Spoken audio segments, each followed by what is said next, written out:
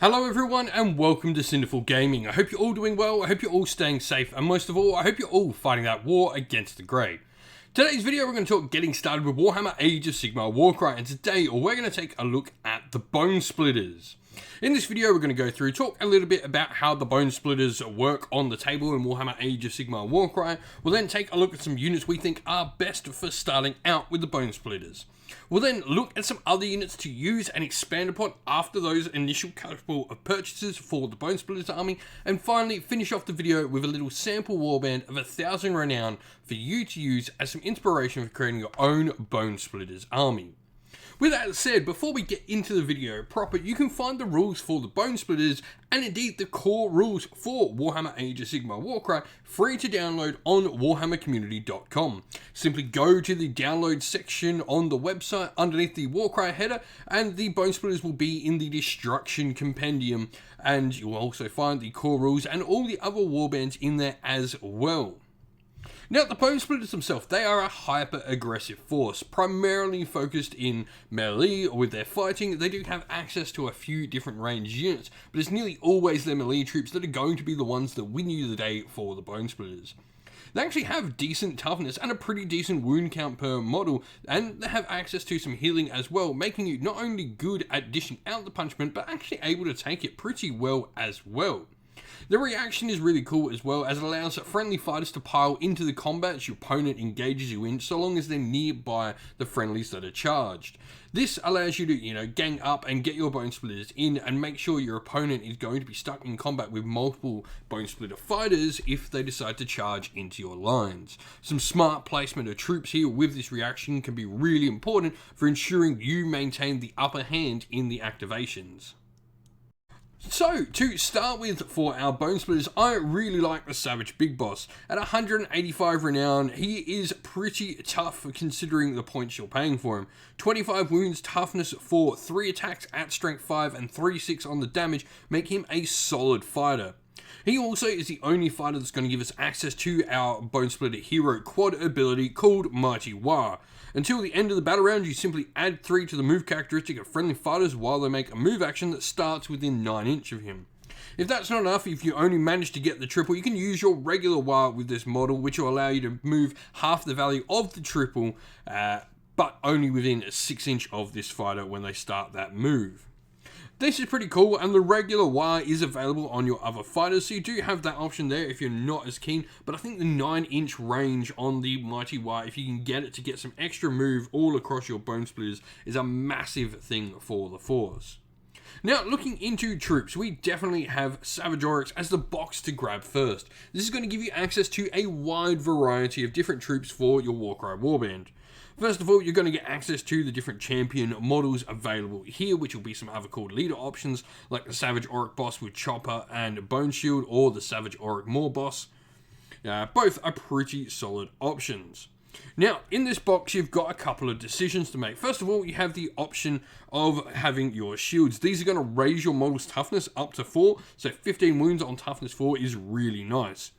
The different options you can go with as well on their weapons are either giving them the sticker or the chopper. The chopper will get an extra attack, but the sticker will get an extra point of damage on its crit rating and also have a 2-inch range.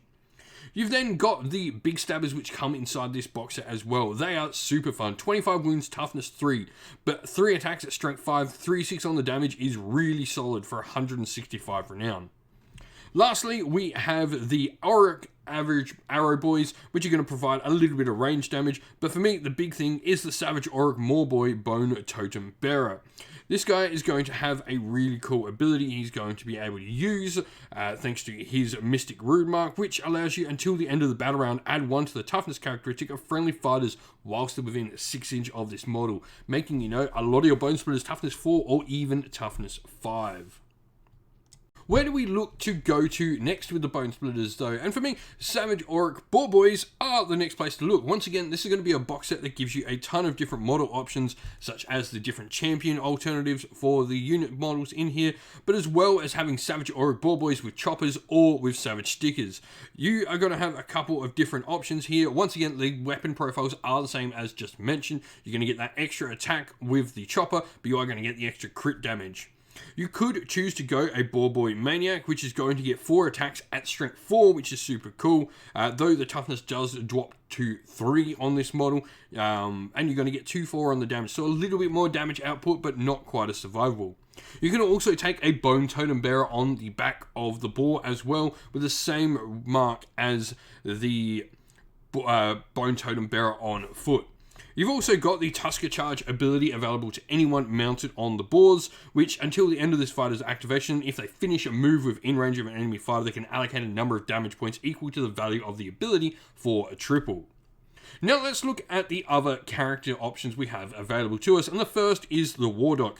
This model is going to have access to the Ritual Dance, which is going to be able to do D3 heals on each enemy-friendly fighter within 6 inches of them. We're then going to have the Wargog Prophet, who's going to have the Beast Mask Dance ability. This, for a triple, until the end of the battle round, you subtract 1 from the attacks characteristic of enemy fighters whilst within 6 inches of this fighter, which is pretty nice. Also, 22 wounds on a 4-up save is pretty cool for your models as well, your secondary heroes, make them nice and tough. And he does pack out 3 strength 4, 1/4 damage attacks as well. Lastly, we have the Maniac Weird Knob, who is another boar-mounted model, so it has the Tusker Charge ability like the others, but is also going to have the Weird Squig ability, where until the end of this fighter's activation, you add 1 to the attacks characteristic of missile attack actions made by this fighter. That's pretty cool, considering he's got 2 attacks at strength 3, 3/6 on his damage. And so here we have our sample warband for you. We've got the Savage Big Boss as our champion. For me, in Warcry, you definitely have a lot of scenarios and a lot of things that can pop up where your opponent is trying to slay your champion and as part of victory conditions. So definitely having your toughest model as your champion is always recommended. And that's why we've got the Savage Big Boss here. Now, you certainly could go for a more, I guess, support hero that's tougher, and your Warlock is a decent option, but for me, he's just going to be targeted so heavily with that healing ability. I think he's probably not the one to go. If you have the Maniac, Boar Boy, Weird Knob, I would probably go with that. Now, fighter-wise, we've got a Savage Boar Boy with Chopper. I just like the Choppers better for me. I think the extra attacks, judging by what we can get with the Bonesplitters and all their abilities, is just a little bit more preferable. 3 Savage Auras with Choppers and Bone Shields. I like them better than the Moor Boys in this case, mainly because they're going to provide some good toughness and wound density for our objective holders and treasure carriers. A Savage Big Stabber gives us another good fighty piece. This is going to be a really fearsome model on the table their opponent's going to have to either try and not get near or deal with. And the Bone Totem Bearer is really cool as well, just being able to provide some extra defensive buffs to the models around it. So, 1,000 out of 1,000 renown spent here, and 152 wounds is actually well above the average sort of wounds we're going to have. 8 is pretty much average, 9 to 11 is about average, so just slightly under with the activations here, but I don't think that's too much of an issue considering you've got the nice reaction to do the pile-ins to make sure you are sort of taking advantage of what your opponent is doing if they're trying to engage you. If you've been playing with the Bonesplitters in Warcry, you've got some ideas for Bonesplitters in Warcry, let us know down in the comments below what you have planned for them. That's the end of the video, everyone. Thank you all for watching. We hope you enjoyed it. If you did, please don't forget to leave a like and subscribe to the channel if you haven't already. Also, drop us a comment down below in the comment section and let us know what you enjoyed about the video and what you'd like to see more of on the channel. If you'd like to come chat more with me and other members of our little community here we have at Sinful Gaming, you can do so on our Discord server, which is linked in the video's description. Also linked in the video's description is our Patreon and YouTube members where you can go to help support the channel and allow us to keep doing what we're doing. As a special thank you to our Patreons and YouTube members, we'd like to give them all a shout out. So thank you to our Patreons, Christian Weir, Soren, Greenskins Gaming, Kenny Lau, Outer Shot First, Andrew Bowen, Nathan Fee, The Rising Ape, Q Dynamic, Anthony B, JJ Austrian, Average Wargamer, Domir, Mark Harvey, James Cater, Derek, and Giappy390. And to our YouTube members, Green Roots Gaming, Kenton Young, Ronya, Lock Lorick, The Johnny84, David Ellsworth, Wolfric Nick, Broken Chef, Ariana Edwards, Revenar, Pink Nico Fire, Robin Mankiller, and Monty's Tabletop Terrain.